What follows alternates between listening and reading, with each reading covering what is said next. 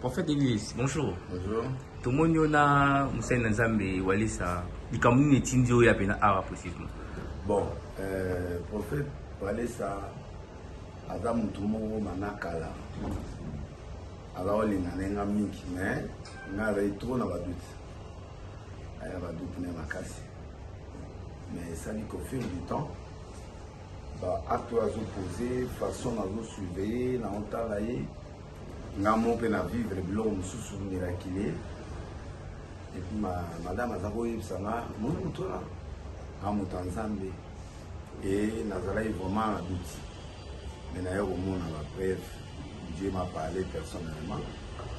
Quand moi, je suis matanga, je suis face à face, je suis matanga, je suis une contribution, je suis une et puis, je suis soutenir un sang. Mon arabe na vandi a rotina mosa na emani aye mon enveloppe et soumis aye avec quand moi ba duka mike mais à un moment on a mon témoignage dans le pesamo na émission donc na au mon afimo église na kitna azu miracle aye mon consumo boye azu miracle benga na moni ba témoignage comme makasi. Alors Dieu lui-même m'a parlé que cet homme là c'est un homme de Dieu, il est temps que tu le soutiennes, surtout je ramène les flèches vers toi. Alors la Monique effectivement et comme il tente Sikolo Nanae Namonae. C'est là où je l'ai appelé pour bien à la mer Sikolo Naïb c'est le lobby na bengi na binga mona soya. Ça la tout dans Kuta na yo na makambe fona ro de l'eau. Alors ndé nambi na ko aucune église ni pas naé ni aucune osana sobiso balé to kutanité. Bon j'avais un problème aussi de discuter et puis na présenté moi présenté mais ce qui se passait na mona que elle m'a dit que j'ai une position pour naïba et est-ce qu'il y a un Nzambe ou un Monica Nzambe? Oui, bien sûr. Il y a un Nzambe, il y a un moment où Nicolas Nyonso, nous avons soutenu l'émission, nous avons soutenu le prophète Yonima. Donc c'est comme ça que la Ligue a vive voix. Là, sur la Ligue, il y a un ndako. Parce que nous avons une église, il a bien été, il faut la bande de panaï, dans l'accès au thème, il y a un témoignage. Na comprendre le bilan, nous comprendre donc j'ai compris et Dieu même m'avait parlé avec Maman Tina pour aller un jour au Pesanga raison. Na yépé aïe singa petanga wuti mboka wuti buzima aïe ya pena asa ole kana ina bolingo na madame puis va soutenir mais et ça là ndenge ke na ibongo tinza ma permettre.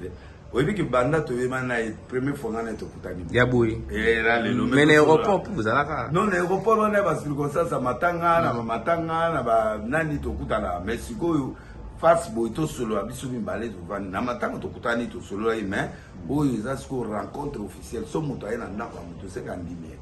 Alors ndé ya moment na yaki na monae na présenter l'esquisse na bilo mususu et puis na l'accepter que je le soutiens parce que Dieu m'a convaincu à tant au soutenir et que tant nous avons apprécié Pemboka tout soutenir donc on est ensemble et puis tout ça moi va projet mususu to bandoya pe to kutani to prier to sambeli tout ça na sengi pe soutien na to prier pe lelo.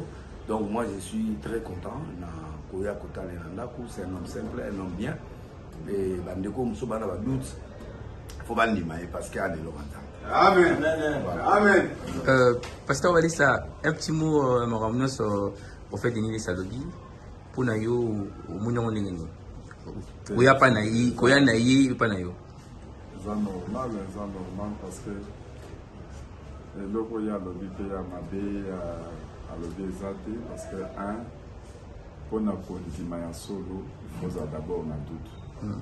Et nous avons dit ma femme va prendre des adultes. Et puis ce que mon mutu yo yebi kozali na bic na maboko na yo mon mutu so ça veut dire ça bic te za crayon pour comprendre que mutu moi monité. Il faut limbisa ye peut-être mais ce moni na mutu.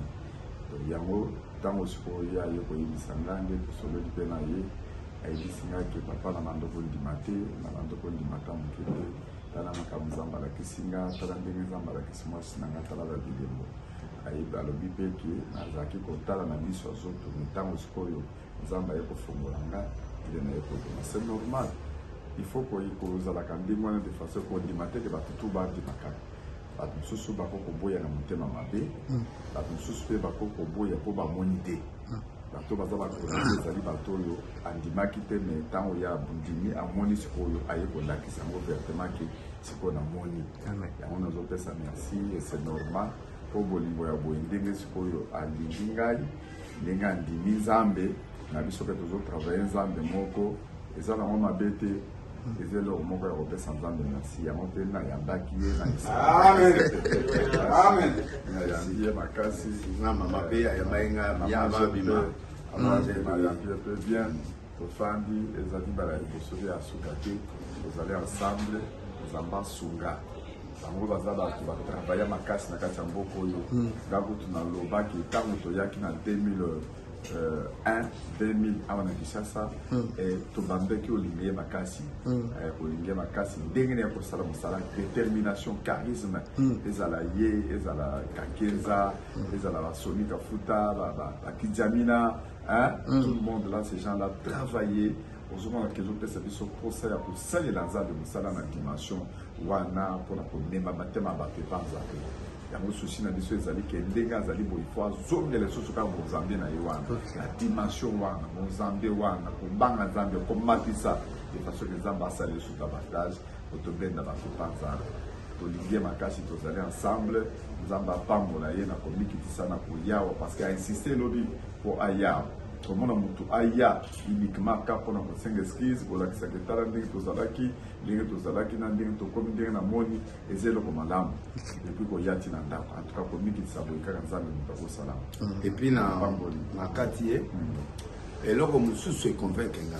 omoni biso totonga te ye en peu de temps il a construit nde eloko na encouragé elaki te tozalaki bambongo te tozalaki na bambongo mais tozalaki na mwa badistraction mwa ya kotonga te mais lui il a fait ça là où nous on n'a pas pu faire lui il a fait azongisi biso siko bale po permettre tozonga na exercice wana lisusu donc eloko wana vraiment ezoconvaincre nga et puis bamiracle mpe eza ya solo bamiracle solo parce que eloko moko makionateur te eloko moko alobi alobaki na nga ntango aye biso mpe toinspira donc quelque part mpe ye mpe sikoyo akomi mpe koinspire biso mpe eza temps na ye moi je crois qu'il faut tout soutenir ye sérieusement surtout bâtir un temple à Dieu et à facilité kotongela nzambe eza facilité kotonga mpa na yo moko eza facile et puis il écoute aza vraiment il m'a fait du bien esa nga na etokuta ye moko akotinda moto aye kosunga ngai donc nasengi na misu nasengi ere mo mpe nakobenga ye boye omona atindi moto aye koyedenga.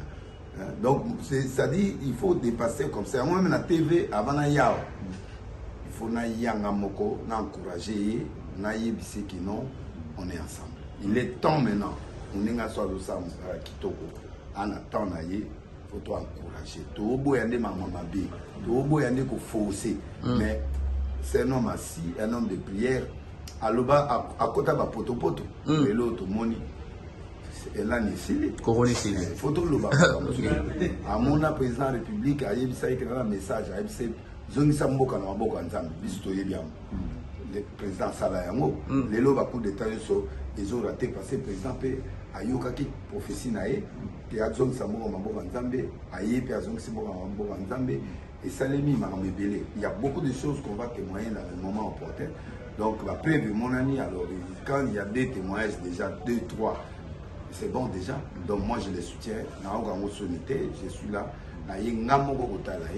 et puis na bengaki, yemta bengate, ngamoko na bengaki, lobi na bi naza besoin na mona, nde na yo mona et pour le monde entier que c'est un serviteur de Dieu. Amen. Et puis nous allons confondre un serviteur mon bazane côté mon. Makamuzuzu ya mutwana ndenzo kandeka nazo kanseza ye. Azima sumo abatu ya mutumuzuzu. Nesgo ngana za comprendre mais la moni différence que zaki yede abatu pété. Donc to sambria ki mingi na période wana vraiment na rai parmi bato basala ki moi passe dans mon thème mais je crois que je devrais venir moi-même rectifier et je l'aime beaucoup. Amen. Merci. Merci beaucoup.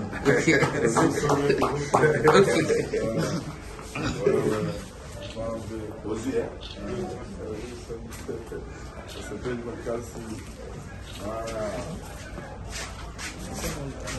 non.